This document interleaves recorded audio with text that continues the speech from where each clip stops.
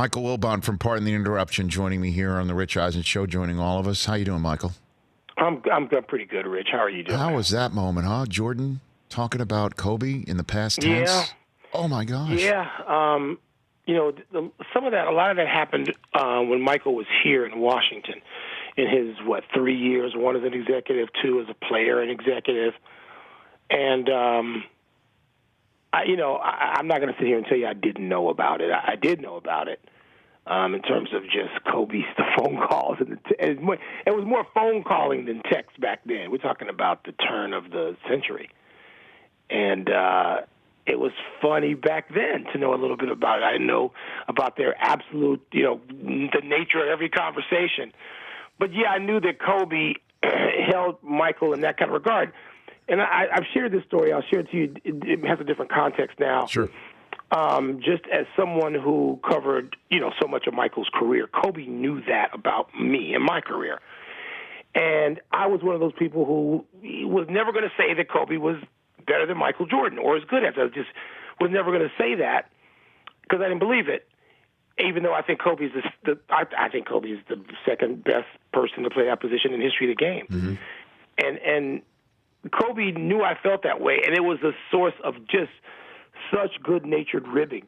And so after some games that I would attend covering for the Washington Post, where Kobe might have had, 45, and he might have scored it on Vince Carter, or he might have done it on Tracy McGrady, or, some great player, outside the locker room, as you know, where media members are waiting sort of perhaps in line to go in the locker room after the game, Kobe would come over. I'd get an elbow in the ribs if I wasn't looking, or an elbow or a punch, and he would say, lean over to me where no one else could hear it, and he would say, how would your boy have done tonight? Would your boy have gotten 45 tonight?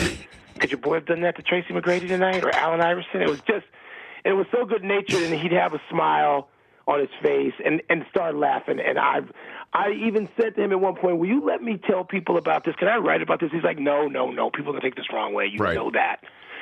And so I never talked about it until 3 weeks ago, and that was part of it because I would say to him, I'm gonna call him and tell him what you just said. He goes, I'm gonna call him. We can call him from the locker room. I'll tell him, and it was I'm coming to get you, old man, and it was great because Kobe, he revered Michael on every level. And if anybody thinks anything other than that about these stories or what Michael said yesterday, Kobe would have wanted Michael to say he was irritant and he was a nuisance. He was getting under his skin, but he like the big brother Michael described, exactly like that. And so, I was privy to some of it, just based on my relationship with Michael and Kobe knowing it. But it was so much fun. I never teased back. That was not my place. Right. I just said, okay. Nope. I don't know if he could have gotten 45. I don't know. I might have said one time he'd gotten 55 tonight instead of 45.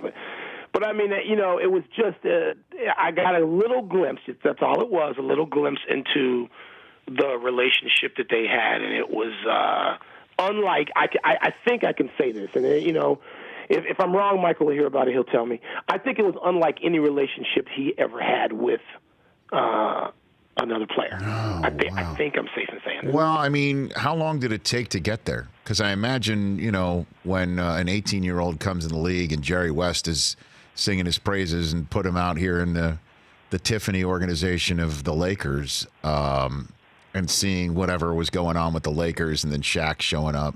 I wonder what the origins. You remember the origins, Michael, of it? What? The origins? The origins of the Jordan-Kobe relationship, how it all started. I think it was just as Kobe. So I'm talking about 1999, 2000. Mm-hmm. I'm talking about that period. He's only about his fourth year. So I don't know that it took all that long. We're not talking about 2000, after championships. Talking about No kidding. Championships. I didn't. I thought you were talking about later. He was doing this stuff to you. You know what? It all happened about the same time, Rich, because the Lakers won in 2000 and 2001 and 2, correct? Right. So it was about the same time. It was developing, but I'm sure some of it happened before. Because Michael had played only a couple of times in his last year. No, he didn't. He only came when he came back. I guess he only played against Kobe when he came back with the Wizards. But whatever it was some of that was pre-championship. And look, Michael loved beating that whole posse of young people. He loved it. Now, he did not feel like they're young and brash and I'm tired of them. He didn't. He just thought they're young and they're great and I want to hold them off. And we had many conversations about this. He did not begrudge Allen Iverson. He did not begrudge Tracy McGrady. He did not begrudge Kobe. He didn't. And there were times where I know if I wrote something at the time that he thought was hypercritical, I would get a phone call and he'd say, hey, you stop. You got to lay off these kids. And so he was protective of them. I know it sounds, contradictory.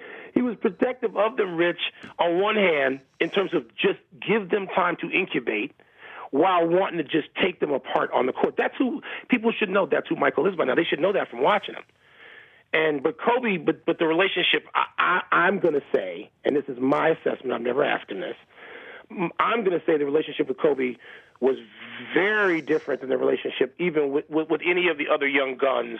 And he wasn't a mentor and say the same way Magic was, but he had his own way of doing it. And the relationship with Kobe was different. Michael Wilbon here on the Rich Eisen Show. Hey, man, congrats on getting into your call to the Hall, the Naismith Basketball Hall of Fame. Thank you. I mean, I am honored and humbled and, a little overwhelmed by it. And I to have that honor to share that this year, Kurt Gowdy Award with Mike Breen. Yeah. And then a special category created with my dear friend Charles, Ernie Kinney, and Shaq. But, Charles is one of my dear friends now for more than, 20 plus years. Mm-hmm. It's just, I'm humbled by it. I'm overwhelmed by it. And obviously Kobe's going to go in this fall too. So I can't even wrap my head around. I can't wrap my head around any of this stuff, Michael. And I don't look to me in any Hall of Fame, and I know everybody they have media wings. Right. The Hall of Fame is for players and coaches, and mostly players. And so I don't. I mean, whenever I speak of it, I'm careful to make sure that people don't understand. Even I've had players call and congratulate me, or during All-Star Weekend, young players even. Joel Embiid gave me a big hug and said, "Hey, congratulations on being Hall of Fame." And I said, I am humbled by it, and I am. But I know when Charles and Magic say that it's the Hall of Fame is for players, and I'm glad that there is this observation at the Hall for media people, and so many people on that Kurt Gowdy list are my mentors and my dear friends, and I'm overjoyed to be joining them. So it's all overwhelming. And then you introduced the notion of Kobe this year. Right. It's just like, okay, I can't even. Maybe because I just don't want to think about it. Well, I know anymore. that. I got to the point, Rich, where it's just like, okay, I'm going to think about this privately. I don't know that I want to talk about it much more right now. Sometimes you just need some reflection. But yesterday I thought, well, I was wrong because I don't know who said it on the record. I don't know if it was Magic. Somebody said people needed this. And I thought, you know what? Yep, people did need it. Michael Wilbon here on the Rich Eisen Show. All right, before I let you go, I want you to put you in the position of Bears fan here. Ryan Pace said today, general manager of the Bears, they're going to make a decision on Trubisky's fifth-year option in May. What do you think they should do, Michael? Well, it depends. It depends, Rich, on the options. I mean, what are the options? Is it Marcus Mariota? Am I getting a real upgrade there? If I knew, he's got to know what the options are. When he says they're going to make it in May, he better spend the next 2.5 months figuring out what his options are. I'm not as down on Trubisky as a lot of people are. I'm not. And I was originally down on the pick because they traded so many picks. They traded so much to get him on draft day. Well, they didn't have to. They could have just said the Bears select Mitch Trubisky. There wasn't a posse of teams trying to get at him. So Ryan Pace screwed that up. Let's be fair. General managers, they often don't take the hits for their own decisions, and they come back and say, we got to make a decision on this guy. Well, you should have made the right decision in the first place and drafted Patrick Mahomes or Deshaun Watson. Now, having said that, I'm not as down on Trubisky. I think he needs to be coached by somebody who is committed to coaching him. Huh? That's the coach of the year. That's the 2 years ago coach of the year you're talking about, Michael. What do you mean by that? 2 years ago. Where did that get you in the NBA? Where did that get the coach of the Detroit? Yeah, Dwayne. Where did I get Dwayne Casey? Really, Dwayne Casey, right? Got him fired the same season. That gets you nothing. But I don't. I've had people tell me who are in position to know. I mean, no. He spent all this. He spent part of that time dreaming he was still back in Kansas City and coaching Mahomes. Well, if you want to coach Mahomes, you should have stayed there. You got this guy. Yes, he didn't draft him.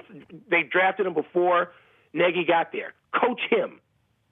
How do we go some games where the guy doesn't run at all, use his legs at all? There's so many inconsistencies. I don't want to get into it because I'm not an off-season fanatic, and I'm not going to sit here and tell you I watch tape. But I talk to players and former players, and I've talked to players from Kansas City. And their whole deal is he doesn't want to coach him. And I'm like, God, really? And those whispers, Rich, were there in Chicago. And you just say, okay, this is just talk. It's just, look, Nagy can coach. I'm not saying he can't coach, but he's got to want to commit to this guy. Now, if he doesn't want to do that, and Pace knows that, then go ahead and then don't sign him. But do I believe that Mitch Trubisky can be a playoff quarterback in the NFL? Yes. If coached up. And I think coaching is woefully inadequate today relative to I go through the 1985 standings. I've done this with my producers at PTI, and I've just gone through the coaches and coordinators. And it's like today, I mean, it's like I would throw over like most of the coaches today for the guys who were coaching then. And you can say, well, you know that now. No, we knew that then. We knew a lot about that then because you still had Shulas and you had Landrys and you had Hall of Fame guys, and the secondary guys even won Super Bowls or got damn close. And so I think he can play at a playoff level. The Bears got to a Super Bowl with Rex Grossman, Rich. Well, they're the defense. I feel with the defense and special teams that they usually have, including this past season, and I know how it undermines great defense. People say, well, the Bears defense didn't play up to the level every day. No, because they were angry half the time. I've learned this from knowing the likes of Mr. Dick Butkus. When people would walk off the field defensively for the Bears Hall of Famers, they would walk off the field, and Brian Urlacher too, and they would say to the offensive players, can you just hold them until we get back? And this is the history of that franchise. Right. So now you're asking me to dump a quarterback who went 12-4. That kid went 12-4 too, didn't he? If Nagy went 12-4, didn't Trubisky do that? Well, part of the reason why I'm not as down on him as others, but it depends on whether that guy wants to coach him. Honestly, commit to him and coach him. Yeah, the reason why he won Coach of the Year is he went 12-4 with Trubisky, Michael. That's right. That he was able. I'm you can tell I'm conflicted. And I'm not as down on Trubisky as a whole lot of people. I think he can win in the NFL. Michael, thanks for the call. Really appreciate it. Again, congrats on the home. Good hearing from you and talking with you, man. I appreciate that. Right back at you. That's Michael Wilbon, at Real Mike Wilbon on Twitter. Follow him with the millions. For more of The Rich Eisen Show, tune to Audience Channel 239 on DirecTV for free on BR Live or download the Rich Eisen Show app.